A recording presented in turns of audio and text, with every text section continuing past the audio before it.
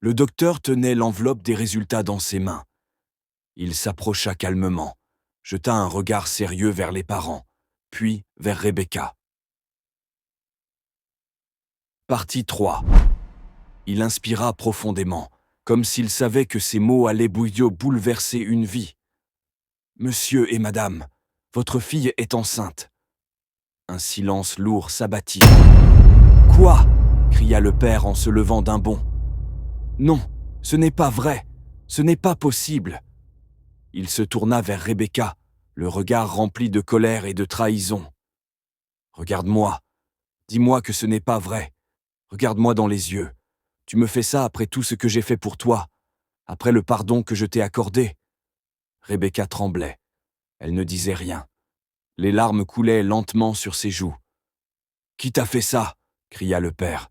« Qui est le père de cette grossesse? Réponds-moi !» Rebecca gardait la tête baissée, incapable de parler. « C'est Kevin, ce gamin, hein? Ce garçon-là. Depuis le début, je le sentais. Ce Kevin m'a détruit. C'est à cause de lui que tout a commencé. C'est lui, pas vrai? Ou bien, dis-moi, tu vois encore un autre garçon? Ou bien tu es devenue une prostituée maintenant ?» Rebecca éclata en sanglots. « Je ne sais pas, papa. Je ne sais pas ce qui s'est passé réellement. » La mère posa une main sur son mari, mais ses propres yeux brillaient de larmes. « Calme-toi, on est encore à l'hôpital. » Le docteur intervint, d'une voix posée. « Je comprends votre choc, mais ce n'est pas le moment de perdre le contrôle. Rebecca est très fragile. Il faudra faire un suivi médical. Des contrôles réguliers, une échographie et un accompagnement psychologique seront nécessaires. » Mais le père ne voulait rien entendre. « Non, elle ne peut plus rester sous mon toit. Je ne veux pas de honte dans ma maison. Elle a détruit notre nom, notre réputation. Va-t'en, Rebecca, tu n'es plus ma fille. »« Chérie, non !» cria la mère, en pleurs. Rebecca se leva, titubante, perdue, les mains tremblantes. Le monde s'effondrait sous ses pieds. « Papa, pas !» Elle n'eut pas le temps de finir. Son corps vacilla. Elle s'effondra soudainement sur le sol, en larmes, à genoux devant son père.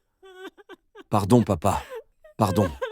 Tout ça, c'est de ma faute. Je n'ai nulle part à aller. Je t'en supplie. » Le docteur intervint fermement. « Monsieur, madame, s'il vous plaît. Ici, ce n'est pas le lieu pour régler ce genre de situation. Nous sommes dans un service. Il y a d'autres patients, d'autres urgences. Rentrez chez vous, reprenez vos esprits. Ensuite, vous déciderez quoi faire. » Un silence gênant s'installa. Le père, pétrifié, fixait sa fille à genoux, incapable de parler. La mère, elle, s'était accroupie pour prendre Rebecca dans ses bras. Le docteur se redressa et ouvrit la porte. « Veuillez, s'il vous plaît, libérer la salle. Nous devons accueillir d'autres patients. » À suivre dans la partie 4.